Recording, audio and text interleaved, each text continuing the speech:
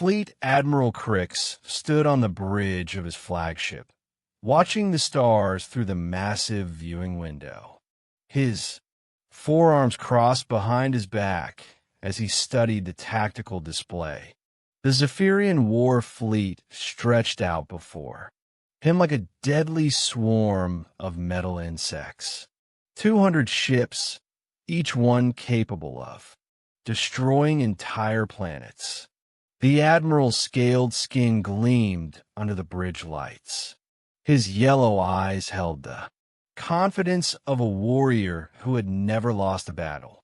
In 30 years of conquest, he had brought 50 worlds under Zahirian control. The humans would be number 51.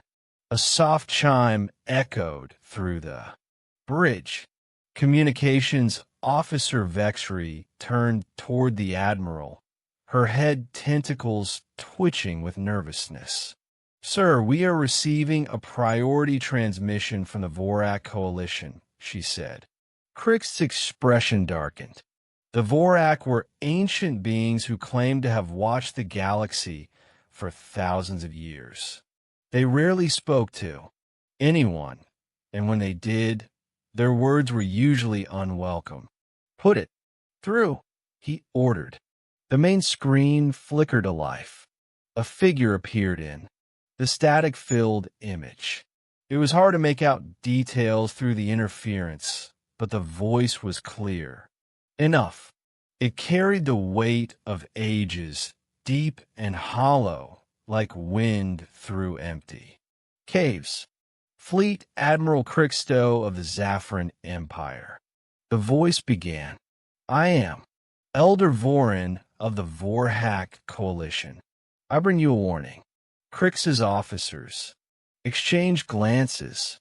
The bridge fell quiet except for the hum of ship systems. "We know of your plans to attack the humans." The Elder continued. "Do not do this thing. The humans are not like other species you have conquered. They are dangerous in ways you cannot understand." The Admiral's jaw clicked in. Annoyance. "Explain yourself, Elder." "Our intelligence shows the humans are weak.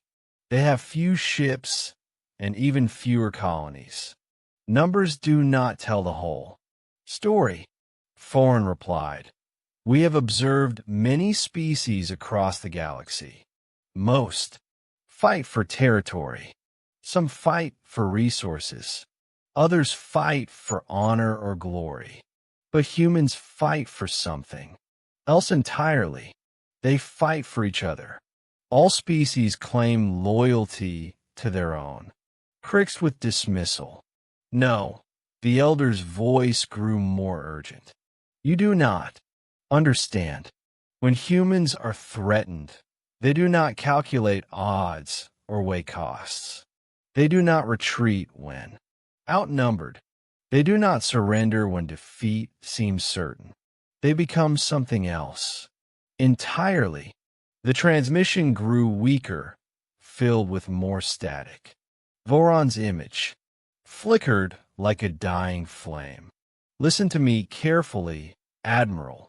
If you attack the humans, they will not let you flee. They will not accept your surrender. They will hunt you across every star system until they find every last one of your kind. We have seen this before in the old records. There was another species that made this mistake long ago. They no longer exist." Crix felt his temper rising. His species had not conquered half the galaxy by listening to the fears of old creatures hiding in the dark. "The Vorak have grown weak with age," he said coldly. "You see threats where none exist. The humans will fall like all the others. Admir, please." Vorthan's voice was fading now. "I beg you to reconsider.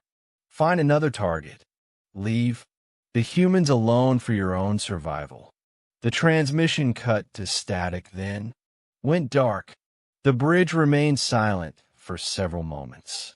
Finally, navigation. Officer Thack spoke up. Sir, should we alter course? Crystal turned from the screen, his expression hard as stone. No, we continue as planned. The Vork have been hiding in their shadows for too long. They have forgotten what it means to be warriors. He walked to the tactical display showing human space. It looked so small compared to the Zephyrian Empire. Only 43 colonies, scattered across 30 systems. Their largest fleet had maybe 60 ships, all outdated designs. Look at this, he said to his officers. The humans have been space-faring for less than a century. They use primitive weapons and basic shields. Half their colonies have no military presence at all. His tactical officer, Commander Urickson, nodded eagerly. The conquest should take no more than a few weeks, sir. Perhaps less. Exactly. Krikstal agreed. The High Command chose this target because it would be a demonstration of power to keep the other species in line. The humans will serve as an example of what happens to those who resist the Empire. He pulled up the battle plan on the main display. Red arrows showed the attack routes. The first target was a small farming colony called New Austin, located near the edge of human space. We hit New Austin first, he explained to his staff. It has minimal defenses and about 50,000 colonists. We capture it quickly, then broadcast the surrender demands to all human worlds. When they see how easily we took their people, they will give up without a fight. The other officers made sounds of agreement. It was a good plan proven in dozens of previous campaigns. What about the Vorak? Warning, sir? Communications Officer Vexry asked quietly. Krikstal's eyes narrowed. The Vorhak are relics from a bygone age. They speak of ancient records and old fears because they have forgotten how to act in the present. We are the Zephyrian Empire. We have conquered worlds that were older and stronger than humanity will ever be. He gestured toward the fleet display. 200 of our finest warships against a handful of human patrol craft. The outcome is already decided. Deep in his quarters that night, Krikstal reviewed the intelligence reports on human military capabilities. Their ships were indeed primitive by Zephyrian standards, chemical rockets instead of plasma, drives, kinetic weapons instead of energy cannons. Their armor was a simple metal, alloys, not the advanced crystalline matrices used by the Empire. But something in the cultural analysis reports gave him pause. The humans seemed to have an unusual attachment to their military history. They celebrated battles where their ancestors had fought against impossible odds. They told stories of small groups holding off much larger forces. They had something they called heroes who died rather than surrender. Still, Krykle reasoned every species had its myths and legends. When faced with real, overwhelming force, they all chose survival over glory. He dismissed the reports and went asleep, dreaming of another easy victory to add to his record. 3 days later, the Zephyrian fleet dropped out of hyperspace at the edge of the New Austin system. The small human colony sat undefended. Before them, just as intelligence had predicted, begin the attack, Admiral Crix ordered.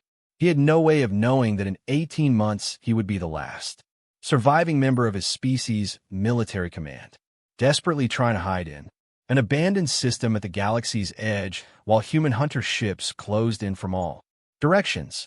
The warning had been ignored. Now the lesson would begin. Captain Jake Morrison was drinking his morning coffee when the alarm started screaming. He nearly dropped his mug as he ran to the command center of New Austin Colony. The morning shift was already at their stations, faces pale as they stared at their screens. What do we have? Jake asked his communications officer. Lieutenant Amy Patterson looked up from her console, her hands shaking slightly. Sir, we have contacts. Dropping out of hyperspace at the system edge. Lots of them. Jake moved to the main display. Red dots appeared on the tactical screen like drops of blood. 1 dot, then 5, then 20. The numbers kept climbing. How many? He asked, still counting, sir. At least 100. Maybe more. Amy's voice was steady despite her fear. They're not responding to our hails. Jake had been a soldier before becoming a colony administrator. He had served in 3 different wars before retiring to New Austin. He knew what a fleet that size meant. Sound general quarters, he ordered. Get everyone to the shelters. Send an emergency broadcast to Earth Command. Tell them we're under attack. The colony had 50,000 people spread across a dozen settlements. They had never expected to need the underground. Bunkers that had been built into every town. Jake had thought they were a waste of money. Now he was grateful for them. Amy worked quickly at her station. Message sent, sir, but it will take 3 days to reach the nearest human fleet. Then we hold for 3 days, Jake said simply. The alien ships moved through the system like a dark tide. Jake watched them approach on the sensors. These were not exploration vessels or trading ships.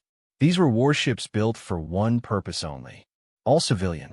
Transports begin evacuation to the bunkers. He broadcast across the colony. Network. This is not a drill. All military personnel report to defensive positions. New Austin was not a military world, but like all human colonies, it had basic defenses, orbital platforms. With missile launchers, ground-based laser batteries, a small patrol fleet of 6 ships. Jake knew it would not be enough, but he also knew they would try. Anyway, the attack began 2 hours later. The alien ships opened fire from long range, their weapons lighting up space like deadly fireworks. The orbital platforms fired back, their missiles streaking toward the enemy fleet. Most of the missiles were shot down, but a few got through. Jake watched 2 alien ships explode on his screen. It was not much, but it was something. Sir, they're launching fighters, Amy reported. Hundreds of them. The alien fighter craft swarmed toward the colony like angry insects. Jake's 6 patrol ships moved to intercept them. The battle was brief and violent. 3 of the patrol ships were destroyed in the first few minutes. But something strange happened. Instead of running, the remaining human ships kept fighting. They used tactics that seemed to confuse the aliens. They hid behind asteroids and struck without warning. They rammed damaged alien fighters rather than retreating. Why? Aren't they pulling back? One of Jake's officers asked. They're outnumbered 20-1. Because they're human, Jake said quietly. We don't run when our people are threatened. The ground assault began at noon. Alien dropships landed near every settlement. Jake could hear the explosions through the command sense thick walls. The defensive laser batteries fired continuously, their beams cutting across the sky. Reports came in from across the colony. The aliens were good soldiers, but they seemed surprised by the human response. Instead of panicking, the colonists fought back with everything they had. Farmers used their heavy equipment as weapons, ramming alien vehicles with their tractors. Children too young to fight carried ammunition to the adult defenders. Old people who could barely walk served as spotters and coordinators. Sir, Settlement 7 is reporting success, Amy said with surprise in her voice. They've driven off the alien ground forces. How? Jake asked. The entire town worked together. Even the school kids were helping. They used the mining explosives from the quarry. Similar reports came in from other settlements. The aliens were winning, but they were paying a much higher price than expected. Every building had to be taken by force. Every street was defended to the last person. By evening, Jake knew the colony was lost. The aliens had too many ships and too many soldiers, but the humans had made them bleed for every meter of ground. The command center shook as alien soldiers broke through the outer defenses. Jake looked around at his remaining staff. 12 people who could have surrendered hours ago. It's been an honor, he told them. The blast doors exploded inward. Alien soldiers poured through the opening, their weapons ready. Jake reached for his sidearm, but a stunned blast dropped him before he could draw it.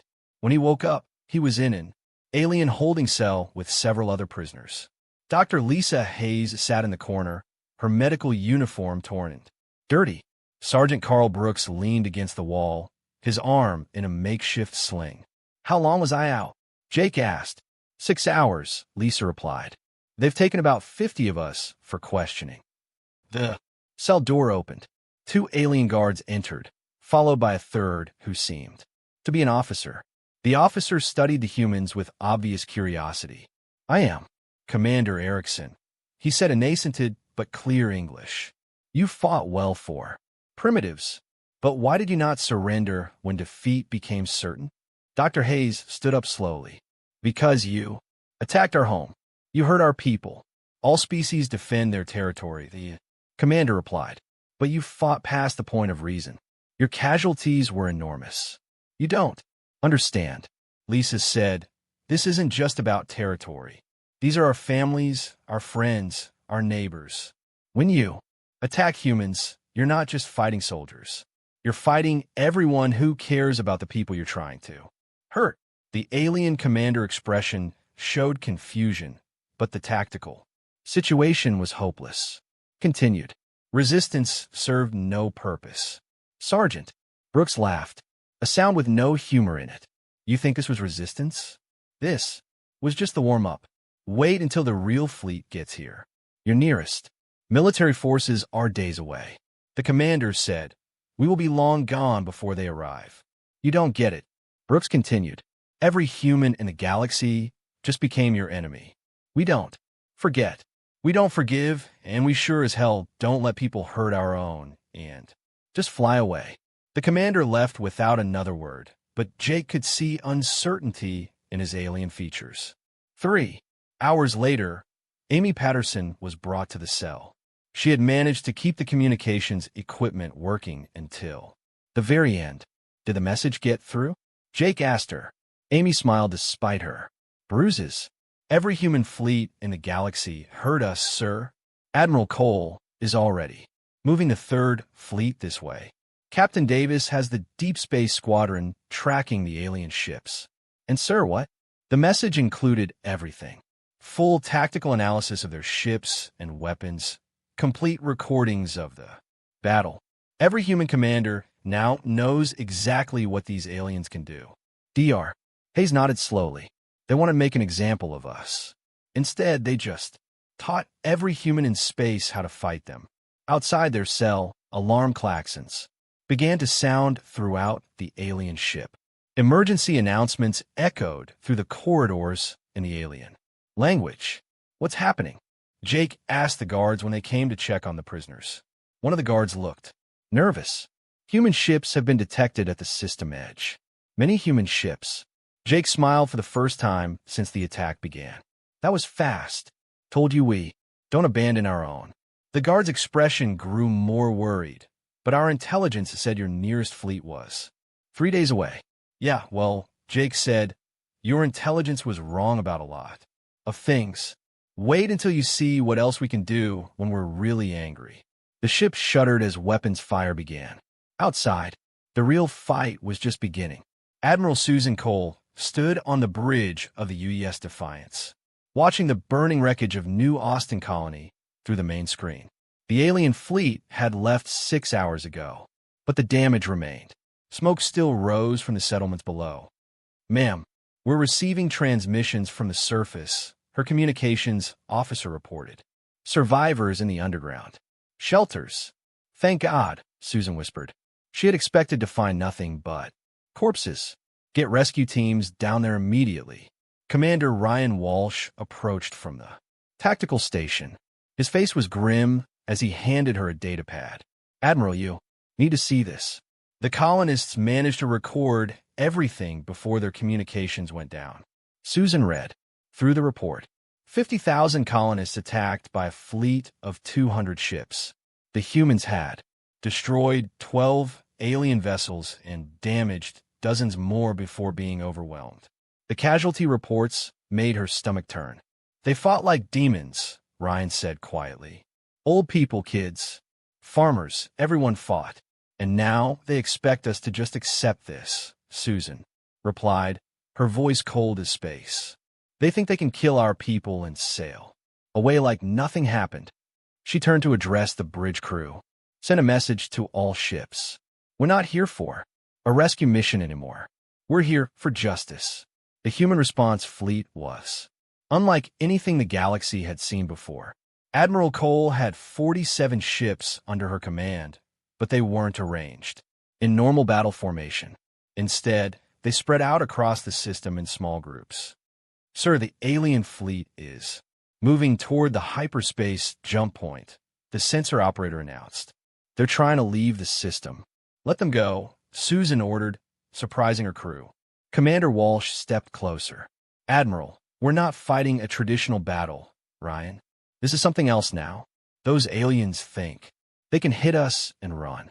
They're about to learn they're wrong. She activated the fleet-wide communication system. All ships, this is Admiral Cole. The enemy believes they have 1A victory here.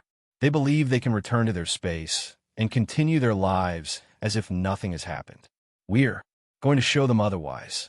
The human ships moved with purpose that seemed chaotic to outside observers. Half the fleet followed the alien ships at a distance. The other half scattered to different star systems, apparently at random. What the aliens didn't understand was that humans had been preparing for this kind of war for decades without realizing it. Every human ship had long-range sensors. Every human colony had communication networks. Every human civilian had basic combat training. Within 24 hours, the galaxy's communication networks carried a message that chilled every species.